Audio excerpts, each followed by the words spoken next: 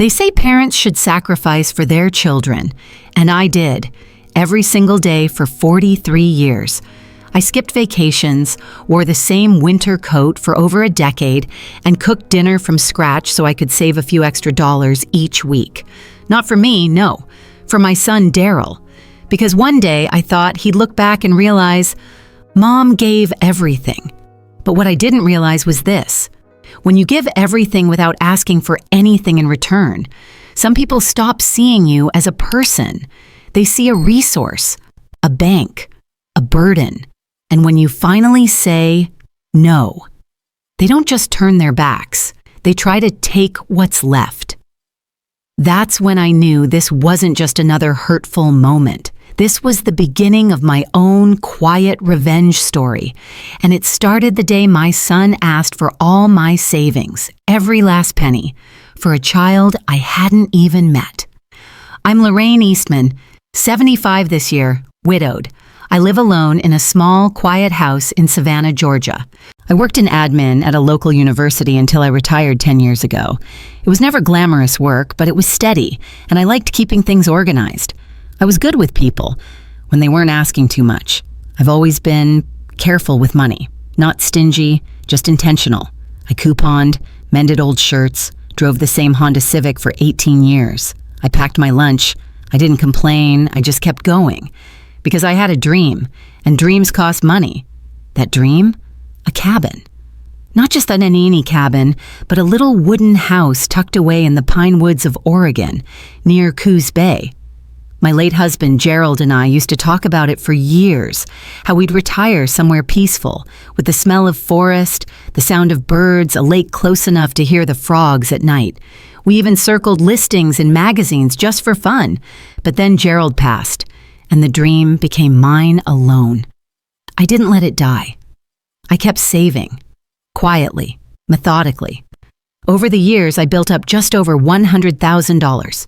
No one knew. Not even Daryl. Speaking of my son, Daryl is 43.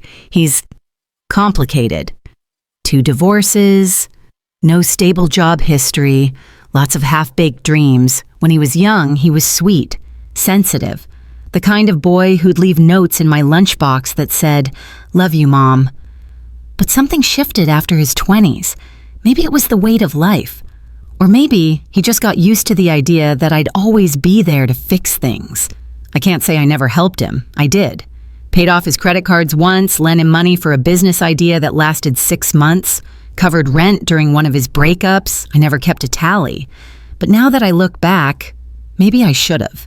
He didn't visit often, but when he did, it was usually because he needed something. A little gas money, help with paperwork, a soft place to land after one of his many storms. I always made coffee, pulled out banana bread from the freezer, listened. That was my role. The good mother, the understanding one. And then, one Sunday afternoon last spring, Daryl came by with someone new. A woman named Chelsea, mid-30s, smile like a camera flash, belly already showing. They sat me down, all smiles and hand-holding, and told me the big news. "You're going to be a grandma, Mom." I smiled genuinely. I won't lie. A part of me was happy. I've always wanted to be around a child again, someone innocent, someone who just needs love, not money. Then came the real reason they were there. After lunch, Daryl leaned forward, elbows on his knees, voice suddenly low and serious. "Mom," he said, "we need to ask you something important." I should have known. I nodded. "Okay. We're going to need a place for the baby, a real home, not just Chelsea's apartment, and with her not working during the pregnancy." He looked at her. She gave me a tight smile, like this had all been rehearsed. Daryl continued. "We were hoping you could give us your savings." I blinked. "I'm sorry?" "All of it. Everything you've put away. We know it's there. You never spend a dime on yourself. You've got over $100,000, right?" I felt my throat close. My heart beat slow and heavy in my chest. "That money," I started. "You live alone, Mom. Your house is paid off. Your pension covers your basics. This baby is your blood." I sat in silence. Not because I didn't know what to say, but because I couldn't believe he was saying it. He wasn't asking, he was expecting. That's when something inside me, the part that used to bake him birthday cakes at midnight, the part that whispered, "He just needs a little time," began to shift. I looked at my son, and for the first time in my life, I saw him not as my boy, but as someone who didn't see me anymore, just a dollar sign in skin. I cleared my throat and said gently, "I'll help with some of the baby's needs. Maybe 8,000, I'll think it over." He scoffed. 8,000? That won't even cover the down payment. "I'm not giving you my life's work, Daryl."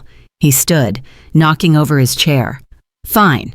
Don't be surprised if you never meet your grandchild." Then he left, and I just sat there, staring at the crumbs on my table, hands shaking slightly. That night, I didn't sleep. I sat up rereading old letters Gerald had written me when we were still dating. One line stood out: "If people ever forget your worth, walk away before you forget it too." And that was the moment I knew. The cabin wasn't just a dream anymore. It was the only way to survive. The next morning, Daryl called. "We need to talk," he said. I hesitated, but agreed to meet for coffee. Maybe he realized how out of line he was the day before. Maybe he'd apologize. I still hoped, even after everything, that there was some piece of the boy I raised still in there, the one who used to cry when he scraped his knee and begged me to kiss it better. That version of him seemed long gone. We met at the corner cafe where I used to take him for hot chocolate when he was in middle school. Funny how places carry memories like dust on furniture, always there whether you notice or not. He ordered for both of us like he used to, 2 cups of black coffee. No cream, no sugar, he never liked it sweet. "Look, he started, fingers tapping on the table like they had somewhere more important to be. "I didn't mean to come off pushy yesterday." I exhaled a small breath of relief. "But we're in a bind, Mom. Real estate's insane right now. The only way we can afford a place before the baby gets here is if you help." "I told you I would," I said calmly. 8,000. Maybe 10. His lips tightened. "We need more than that. A lot more." "How much?" He didn't hesitate. "Everything. All of it." I stared at him, stunned. "You're asking me to hand over everything I've ever saved?" "Yes. You don't need it. You've got a house. You're on Social Security.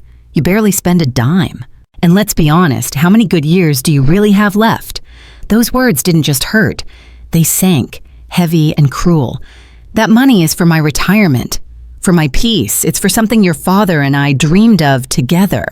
"Dad's not here," he snapped, "and dreaming doesn't put a roof over my baby's head." Something inside me clenched.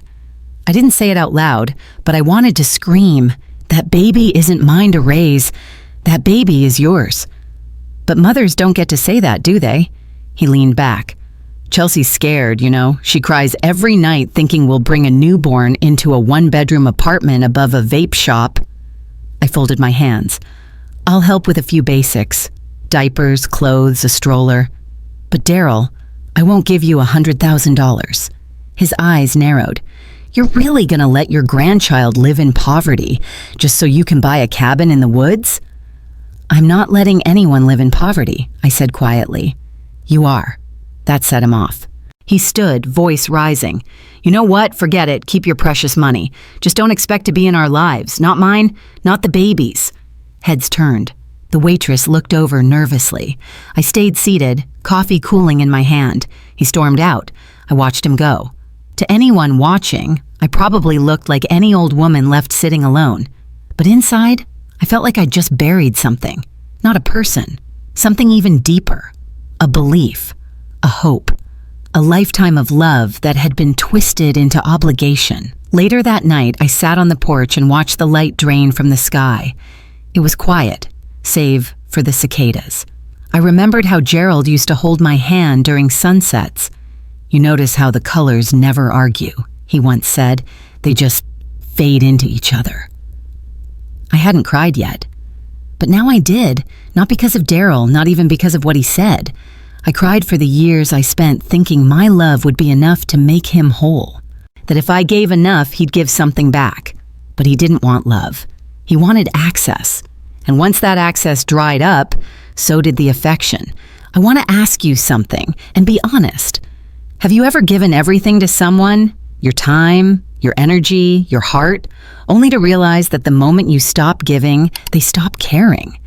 If you felt that, tell me in the comments, because maybe we need to talk more about the invisible way people drain us, quietly, until we're empty. The next day, I opened my safe deposit box at the bank. $107,248.32. That's what I had. Each dollar carried memories, skipped dinners out, secondhand coats, long commutes instead of closer rentals, sacrifices I made without complaint. And now, the person I made them for had told me I didn't need it anymore, that I didn't deserve it. But I did. I do.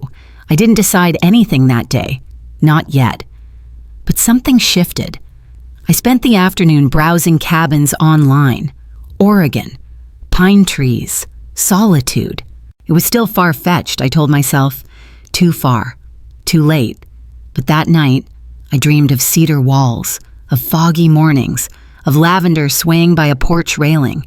I woke up with a feeling in my chest I hadn't felt in years. Possibility. The silence that followed our last conversation stretched on like a cold front. 3 days passed, then 4. No texts, no calls, no "sorry, Mom," or "I overreacted." Nothing. Just quiet. And maybe that's what hurt the most. How easy it seemed for him to walk away.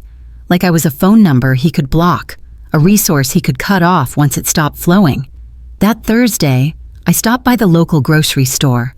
The cashier, a sweet young woman who always complimented my earrings, asked how my son was doing. "Didn't you say he was expecting a baby soon?" I smiled thinly and nodded. "Yes, that's what I heard." She tilted her head. "You haven't seen him?" "Not recently," I said, bagging my own items faster than usual. I didn't want to get into it. Not here, not with a stranger who thought being a mother meant always being invited to the table.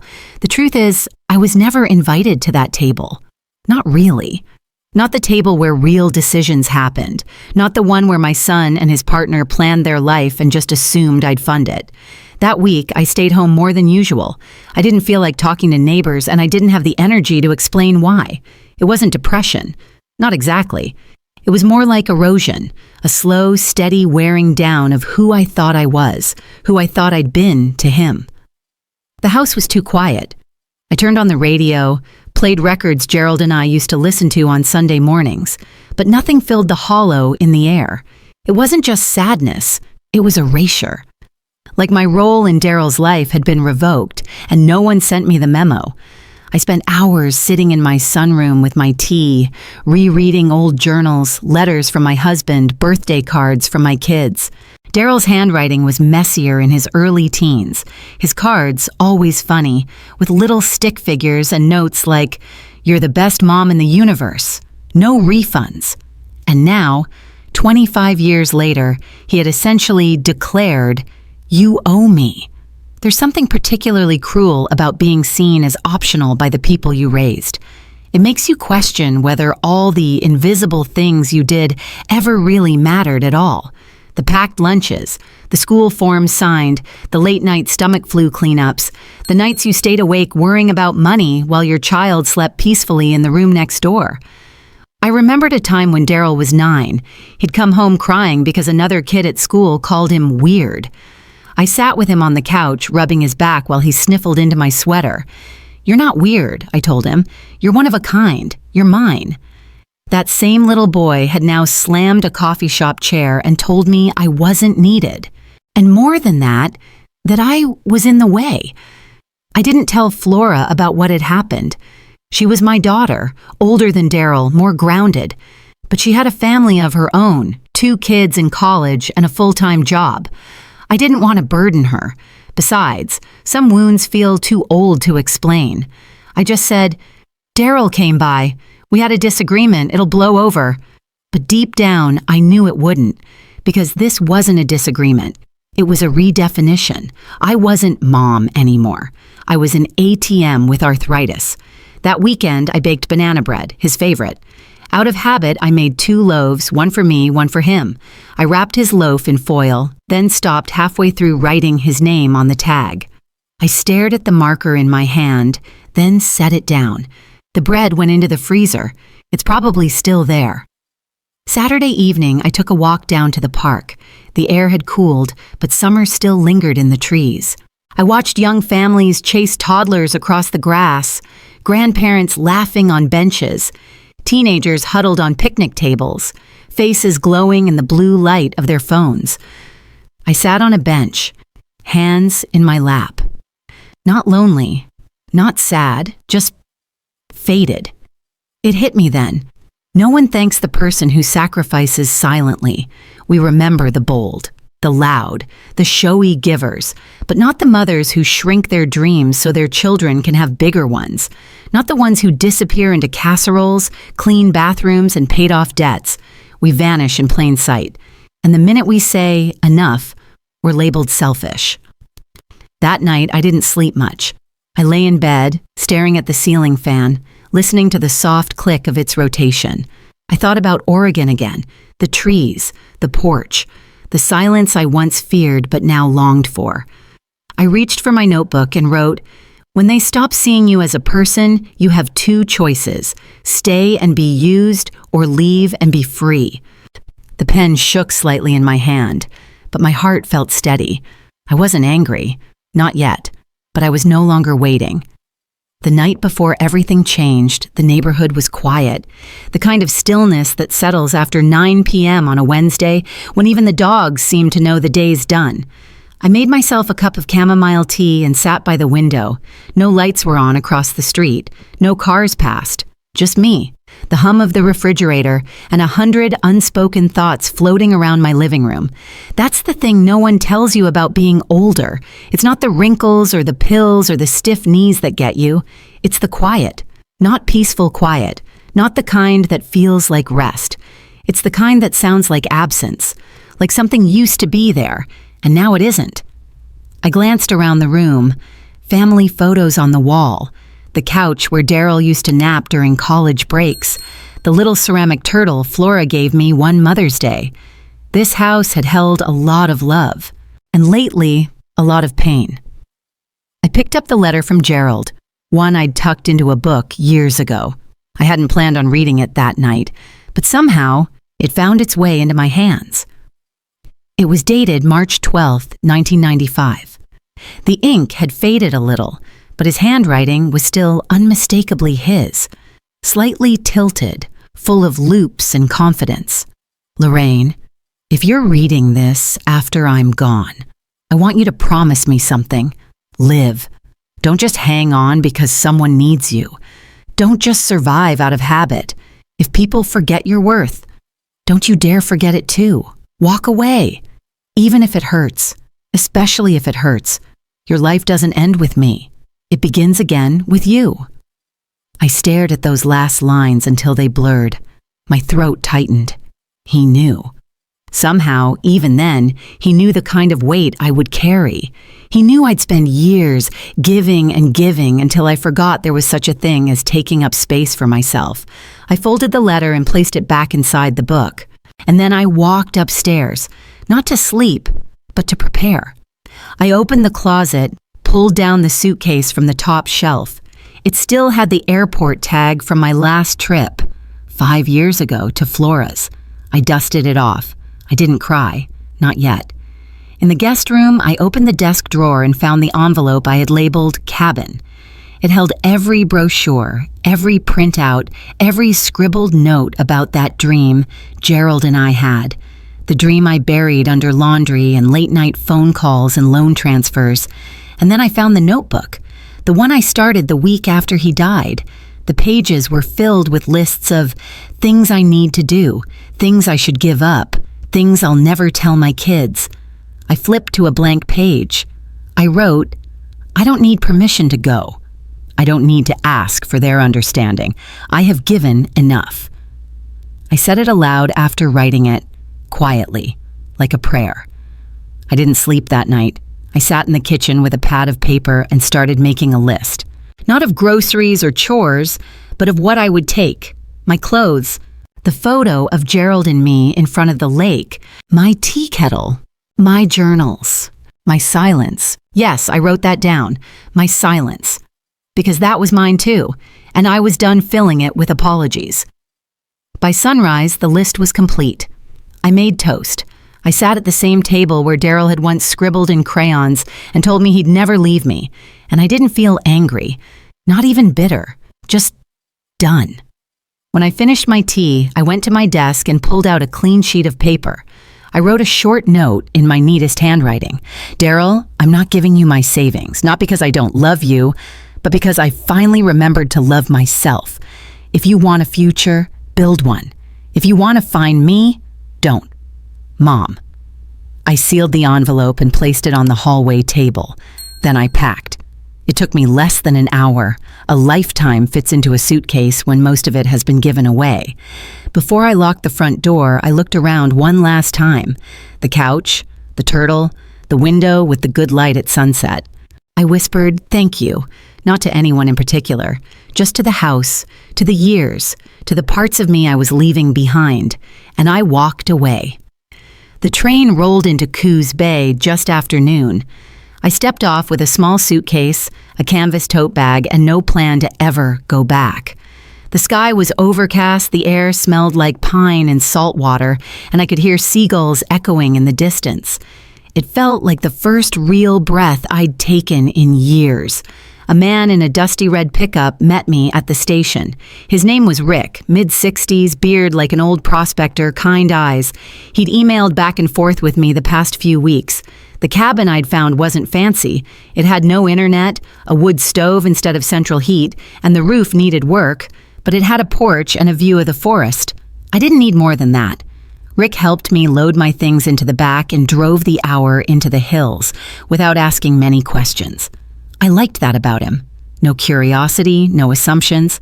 Just let me know if the windows leak when it rains. The road to the cabin curved through endless trees, tall, moss-covered giants that seemed to welcome me like I was a long-lost part of the forest. When we arrived, the cabin was smaller than I remembered from the listing. The siding was faded, the steps creaked under my feet, and the screen door hung a little crooked. But the stillness, oh, the stillness, wrapped around me like a warm quilt. Rick left after a few minutes, and I stood alone on the porch, key in hand, looking at the life I was about to begin.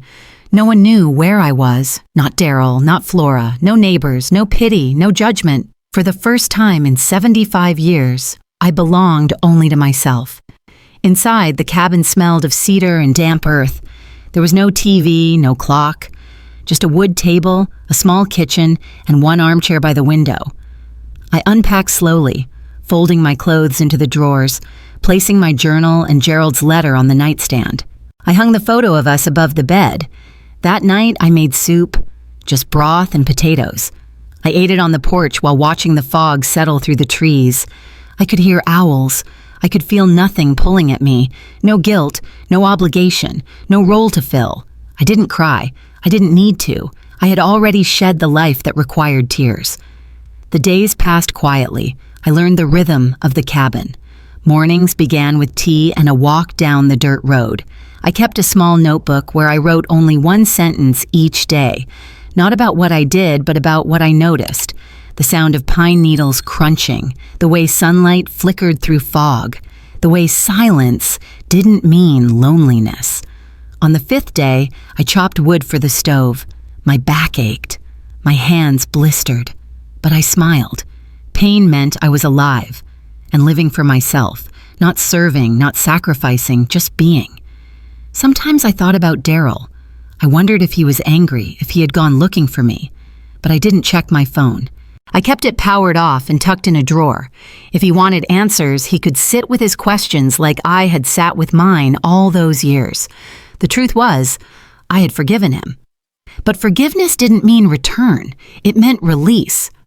I started planting lavender near the porch. Gerald and I always said we'd grow lavender and rosemary and dry it on strings near the windows. I found an old wooden ladder in the shed and turned it into a drying rack. The cabin began to smell like peace. One afternoon, while boiling water for tea, I laughed. Really laughed. I don't even remember why. Maybe because a squirrel tried to steal my bread through the screen door, or maybe because I finally understood what Gerald meant when he said life begins again with you. The beauty of this place wasn't in the silence. It was in the way I was no longer afraid of it. Back in Savannah, I used to wake up and think, what does Daryl need? What's left for me to give? Now I woke up and thought, what do I want today? It's funny how such a simple question can feel like rebellion when you've spent a life giving answers to everyone else's needs. I went into town once a week. No one knew my story. To the cashier, I was just Lorraine, the quiet woman with tea and hand lotion in her basket, the woman who always smiled but never shared too much. And I liked it that way. I didn't tell anyone about Daryl, not because I was ashamed, but because that part of my life no longer needed a stage. It wasn't a wound, it was a scar. And scars don't require sympathy. They just remind us that we've healed. One morning, about 3 weeks in, I stood on the porch with a warm mug and watched a deer walk through the trees. She didn't see me. Or maybe she did and just didn't feel threatened. That was enough. That was everything. I was here. I was whole. And no one had to know. 2 months passed in the cabin, quietly and without urgency. I didn't count the days. I counted the breaths, the walks, the pages written in my journal. I had learned to live without being needed, and that in itself felt like grace. Then one morning, as I clipped lavender on the porch, I heard the crunch of tires on gravel. A car. No one ever came up that road. I set down the shears and stood still. The car stopped at the edge of the clearing, a black rental sedan, too polished for these woods. The door opened slowly. For a moment, I thought it might be Flora, but when he stepped out, my breath caught. Daryl. He looked thinner, not in body, but in presence.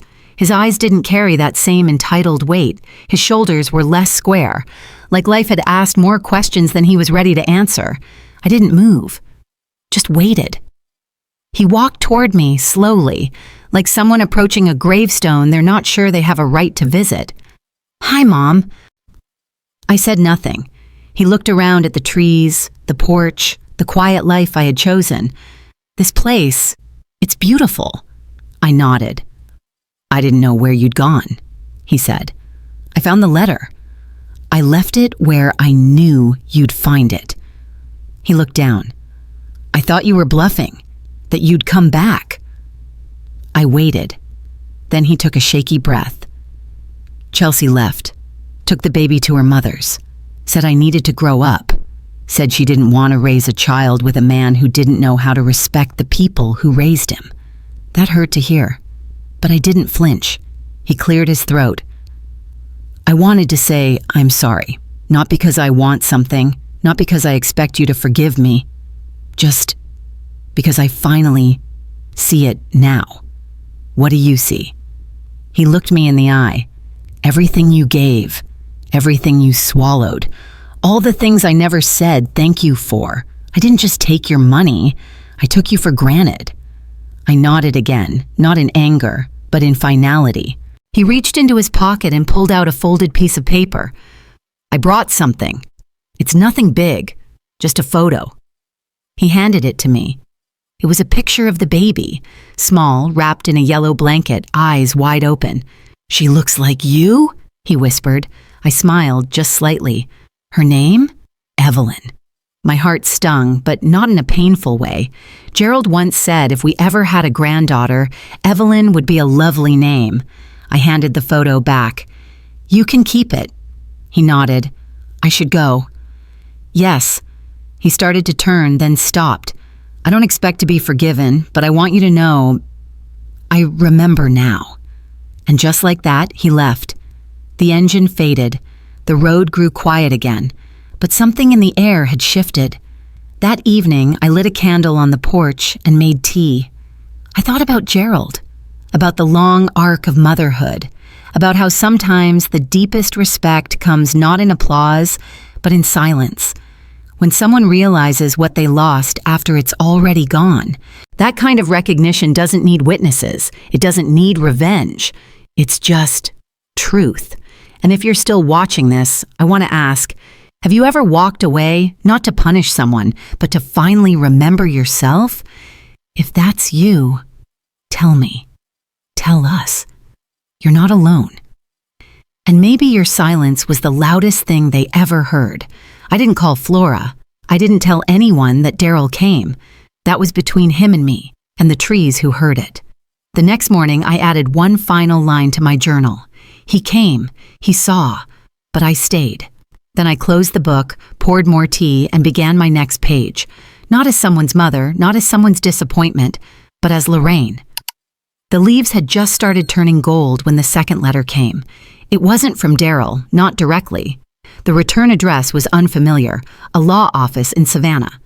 Inside the envelope was a short typed note on stiff paper, formal keyed, to Ms. Lorraine Wells, as per Mr. Daryl Wells' request. We are forwarding documentation regarding a trust he wishes to set up in your name. Please review the enclosed terms at your convenience. Attached were pages of legal speak and financial figures. At the bottom was Daryl's signature and a scribbled note in his handwriting. It's not about money. It's about saying, I know I was wrong. I stared at it for a long time, not because I needed the money, and not because I was tempted, but because a part of me, some old weathered part, wanted to know, would this have come if I hadn't left? And the answer was simple. No. Because the version of me who stayed, who kept giving and enduring and smiling through the sting, she never got this kind of letter. The woman who packed quietly and disappeared into the pines, she was finally being seen. Still, I didn't respond. I folded the papers, slipped them into the drawer where I kept Gerald's letter, and closed it. That was enough. I no longer lived for acknowledgement. But that didn't mean I couldn't recognize it when it came. A few days later, I received a voicemail. I don't know how Daryl got my number. Maybe Flora gave it to him. Maybe he had it all along. Either way, the message was shaky, filled with stops and starts. Hey, Mom, I didn't expect you to answer. I just wanted to say thanks for not slamming the door when I came. I've been thinking about what you said, or, well, what you didn't say. I'm seeing a counselor now. I'm trying. I know that doesn't fix it. Just wanted you to know. I never returned the call, not out of anger, not out of pride, but because some things don't need conversations to close. Some things are finished by living differently. It wasn't just Daryl who had changed. I had too. I started waking earlier. My steps on the porch didn't ache the way they used to. I cooked for myself, not out of habit, but because I actually enjoyed it again. I even started painting, badly at first. But the brush in my hand felt like play, like childhood rediscovered at 75. Once I would have mailed a copy of one of my sketches to Daryl, just to say, look what I'm doing. But now I didn't need anyone else to see it. I saw it. I saw me. And for the first time in decades, that was enough. One Sunday morning, I heard my name at the farmer's market in town. Lorraine? I turned. It was a woman with salt and pepper hair and a firm handshake. Her name was Joanne. She just moved to the area after retiring from nursing. I keep seeing you with that lavender and those apples. Thought it was time I introduced myself. We had tea on my porch a week later. She brought lemon bread. I made coffee. We talked for hours about husbands, about loss, about the strange freedom of being in a chapter of life no one bothers writing novels about. She didn't ask about my children, and I didn't offer, because I wasn't someone's mother in that moment. I was just Lorraine, woman, friend, gardener, late bloomer, painter, laugher of quiet jokes. Sometimes the world remembers you only after you've gone quiet. Sometimes they only learn your name once you've stopped answering to theirs. And that's not revenge. That's restoration. I never planned to be found. That was the whole point. When I left Savannah, I didn't leave a forwarding address. I didn't tell the neighbors, didn't notify my church group, didn't even close my post office box. I just let it sit there empty, like the version of me that had once checked it daily. But small towns have long arms, and healing, even when done in silence, sometimes echoes louder than you'd expect. It started with a phone call I didn't answer. The message was from a woman named Kelly Michaels, a freelance journalist who was writing a piece on women who vanish by choice. I listened to it twice before deleting it. Her voice was gentle, not intrusive, but still, she had no idea what she was poking at. She said she'd heard about me through someone who said you used to be the strong one in the room, and then one day you weren't there anymore. I had a pretty good guess who that someone was. Flora had always been careful with words, but never good at keeping silences. The next week, Kelly sent a letter, a real one on thick cream paper, handwritten, "You don't have to share your story, but if you ever want the world to hear what strength looks like when it walks away instead of shouting, just know, someone is listening." I didn't write back, but I didn't throw it away either. I tucked it in the notebook I kept by my bed, the same one I filled with daily notes and thoughts and sketches. Not because I wanted to be seen, but because something in her words sat deep in my chest. That week, I couldn't stop thinking, is it possible to be invisible and still make a sound? The next time I went into town, Joanne waved me over outside the co-op cafe. "You won't believe this," she said, holding up her phone. "Someone shared this article from a national blog, talking about women in their 70s who've left behind their old lives and started over. There's a quote in here that sounds exactly like you." She read it aloud. "I gave until they no longer remembered I was the giver, so I walked away, and suddenly they remembered." It hit me like wind in the chest. I hadn't said those words, but I had lived them. Joanne looked at me. "You sure you're not famous?" I just laughed and said, "Only to squirrels and lavender." But the truth? That line stayed with me, because even though I hadn't spoken it, it felt like mine. Later that week, someone slipped a note under the cabin door. No signature, just a piece of notebook paper folded twice. I opened it slowly, expecting another invoice from the plumber or a flyer for a bake sale. Instead, it said, "You made the right choice. Some of us are still figuring out how." It wasn't dated.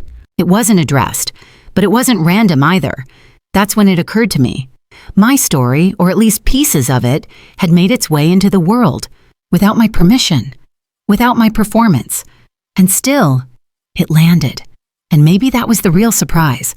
I wasn't trying to inspire anyone. I was just surviving. But apparently, survival has a sound. It's not loud. It doesn't crash into headlines. It doesn't trend. It just whispers to the ones who need to hear it.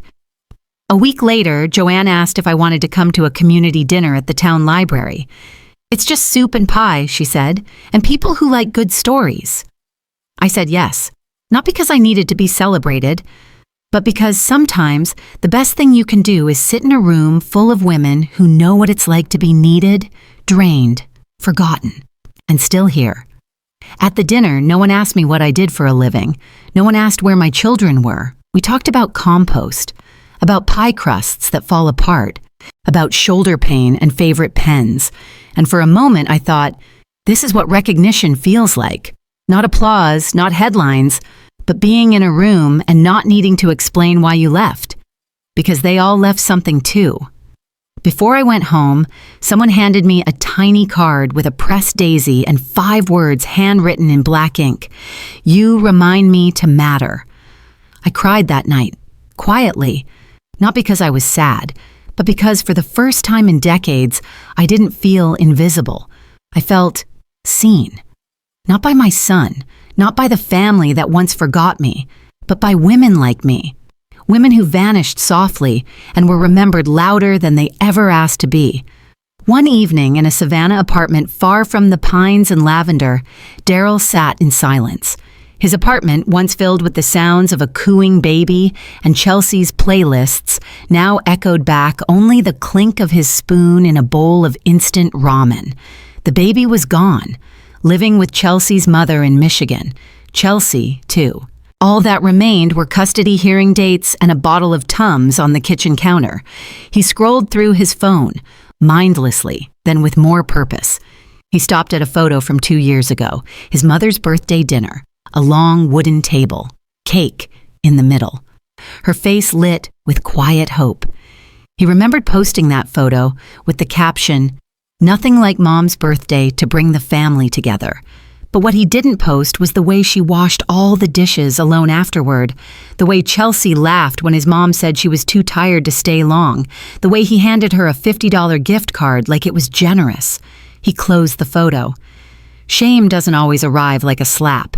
Sometimes it drips in slowly, through the cracks of memory you thought would stay sealed. That week, he went to therapy again. The therapist, a woman named Lyanne with soft curls and an even softer voice, said something he hadn't considered before. "You say your mom left," she said. "But Lorraine didn't leave. She removed herself after years of being made invisible. There's a difference." He sat with that. Invisible. That word hit harder than abandonment ever had, because abandonment implied action. But invisibility? That meant she had slowly faded until no one noticed she was shrinking. He started writing things down after that, small things, not as an apology, but as an act of finally seeing.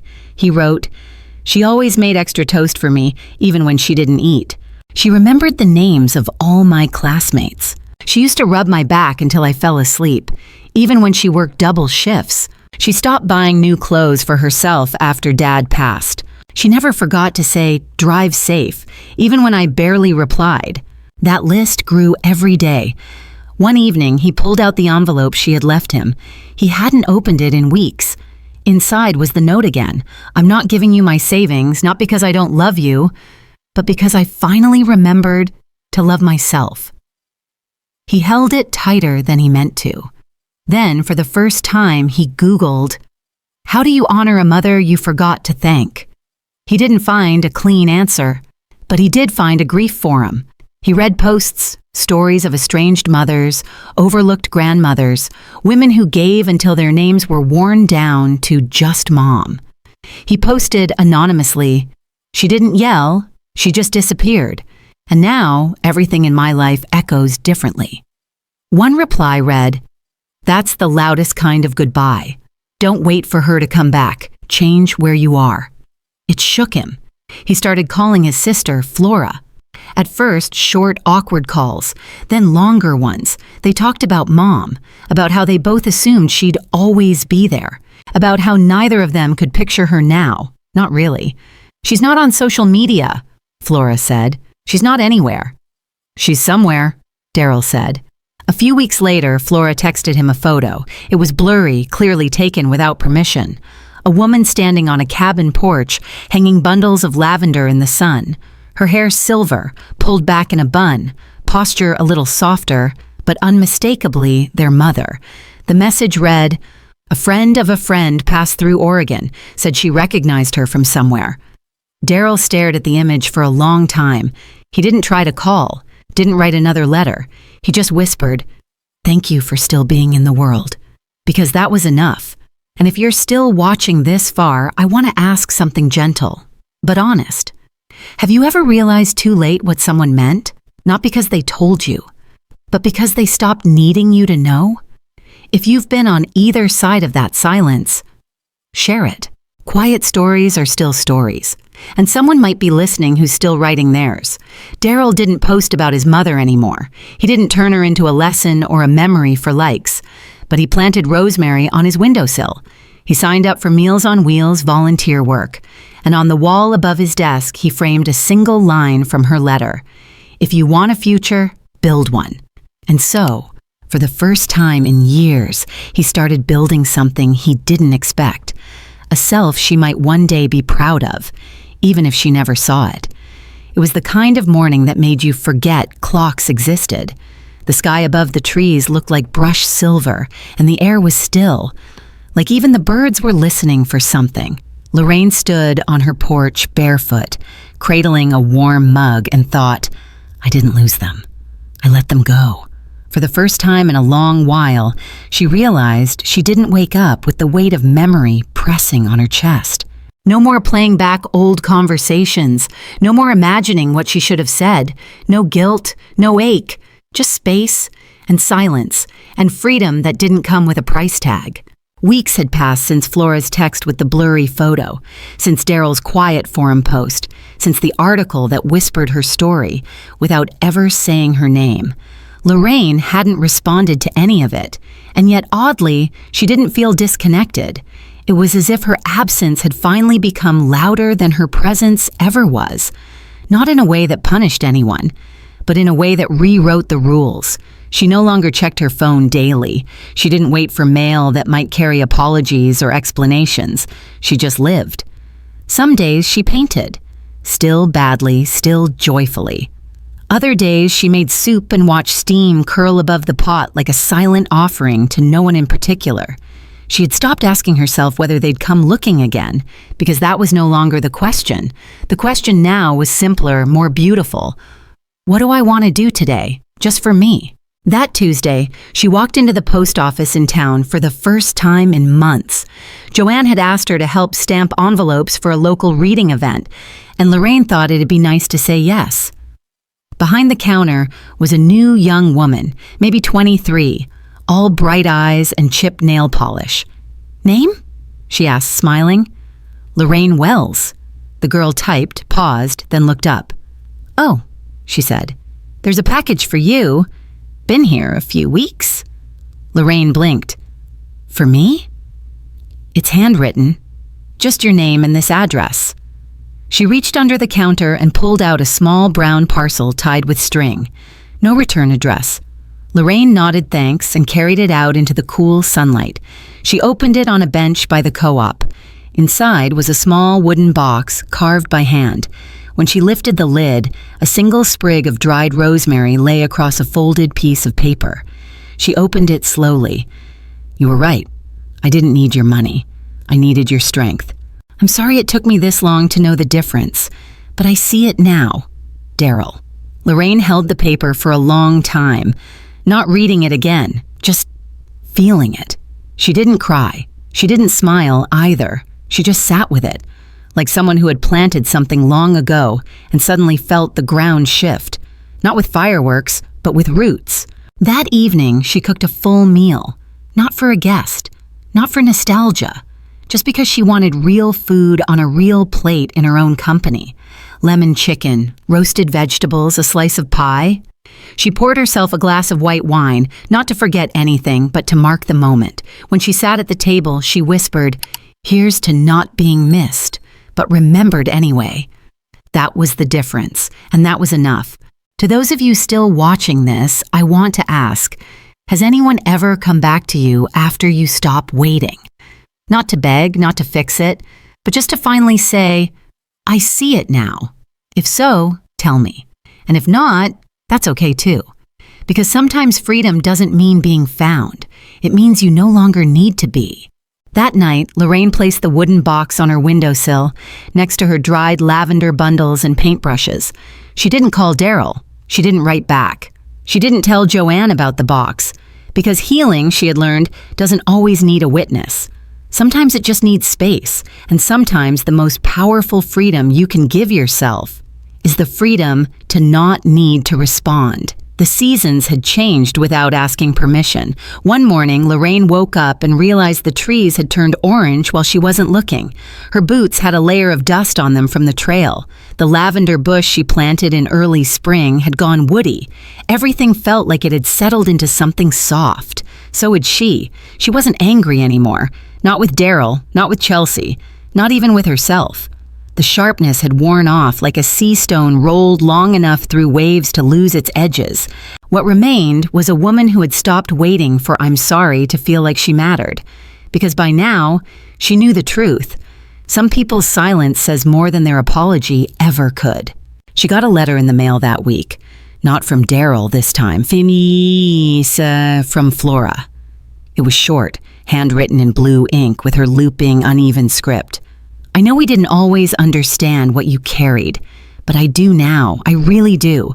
You raised two people who didn't thank you, and you still showed up every day.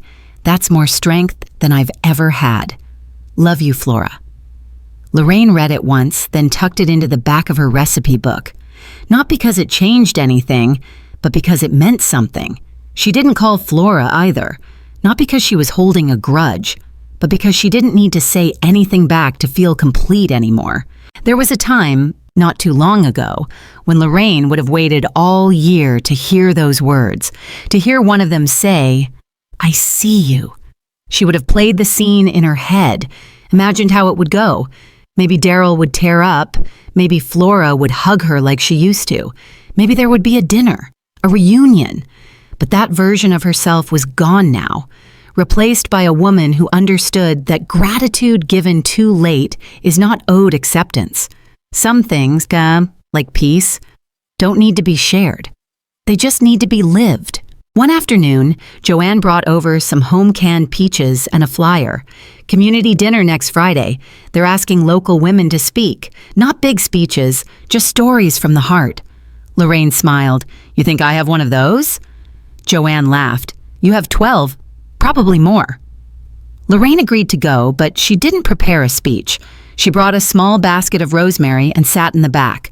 One by one, women stood up and spoke about caregiving, about feeling invisible, about rebuilding life after husbands died, children left, or their own bodies turned on them. Lorraine listened, quietly, intently. When someone asked if she'd like to say anything, she shook her head gently. But before she left, she placed a bundle of rosemary on the table and said, "Sometimes the strongest thing you can do is leave without slamming the door." A few women nodded. One started to cry. No one applauded. They didn't need to. They understood. That night, Lorraine sat on her porch with a blanket around her legs and a notebook in her lap. She didn't write anything new. She just turned back through the pages, through the spring, the summer, the early moments of silence, the first day she painted, the night she cooked just for herself, the first voicemail from Daryl, the day Flora's card arrived. She realized. This notebook didn't tell a story of revenge or of reclaiming anything taken. It told the story of someone who remembered herself. That was enough, more than enough. And for anyone watching this far, quietly, maybe with your own notebook by your side, let me ask you gently, what would it look like if you stopped needing them to say thank you? What if you already won? Not when they apologized, but when you stopped depending on it. Tell me below if you're willing, or just sit with the question. Either way, that silence you're holding, it's not empty. It's power. The next morning, Lorraine made her bed, watered the lavender, and started prepping her small garden bed for winter. No big decisions, no grand letters, no goodbyes, just the kind of day a free woman chooses because she can. She wasn't waiting anymore, not for their guilt, not for their gratitude, because she had already given herself something far more lasting, permission to not need anything back. The phone hadn't rung in over a week. Lorraine noticed, of course, not because she was waiting, but because silence has its own rhythm. It was different now, not sharp like it used to be, not personal, just quiet. She no longer flinched at the stillness. No more pacing to the window, no more wondering what they were doing, no more reaching for her phone just to scroll and feel nearby. She was no longer the woman waiting for an invitation back into someone else's life. She had built her own. Autumn in the pines was something sacred. Every breeze sounded like a whisper from a past that had stopped trying to interrupt her. Lorraine's cabin smelled of cinnamon, rosemary, and old wood. She liked it that way. Some evenings she sat on the porch and sketched. Her drawings were still messy, but they were hers. The lavender had dried in perfect bunches, and she'd hung them around the kitchen like little flags of quiet victory. The world hadn't noticed her return. There were no welcome parades, no redemptive monologues. But none of that mattered now, because Lorraine hadn't returned to the world. She had returned to herself. One Sunday afternoon, Joanne stopped by with a basket of fresh pears and a story about a neighbor who had confused deer tracks for mountain lion prints.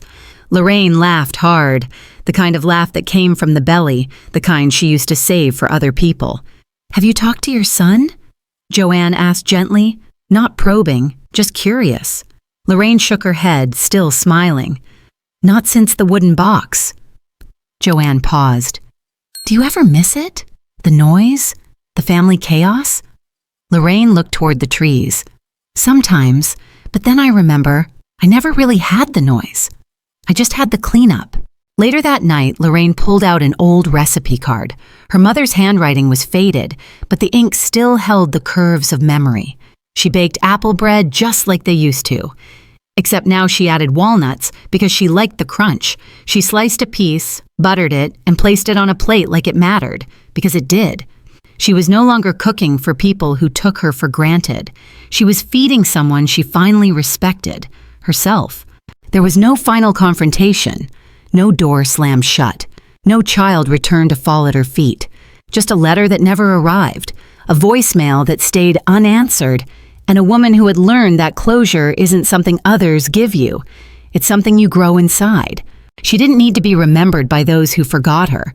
She didn't need to be honored by those who denied her, because she was still here, still breathing, still laughing, still folding warm laundry and catching sunlight on her face and making soup with rosemary. She grew with her own 2 hands. That was her victory. Not revenge, not applause, just peace. And if you've stayed with me through this whole story, thank you. Now I want to ask you something softly. Have you ever had to walk away from someone who would never say thank you? Have you ever stopped explaining, stopped justifying, and simply started living? Tell me below if you have. Or tell me who you think of when you hear Lorraine's story, because somewhere out there are thousands of women like her, women who gave everything, received silence in return, and still found a way to bloom.